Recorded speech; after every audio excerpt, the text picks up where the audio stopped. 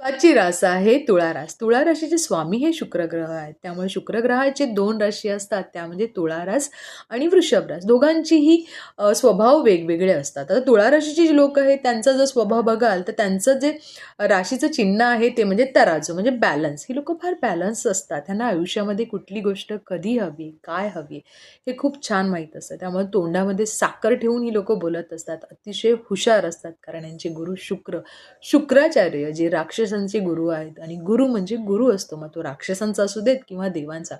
अतिशय तल्लख बुद्धी असते. या लोकांना पहिल्यापासूनच लक्झरी लाईफ, पैसा, ग्लॅमर ह्याच्याकडे अट्रॅक्शन असतं आणि या लोकांना या गोष्टी आयुष्यात मिळतातही. त्यांचा प्रॉब्लेम फक्त एकच होतं, फार इमोशनल असतात. त्यामुळे कधी-कधी चुकीच्या लोकांवर विश्वास ठेवतात आणि चुकीचे डिसिजन घेतात आणि मग ह्यांना फार त्रास होतो.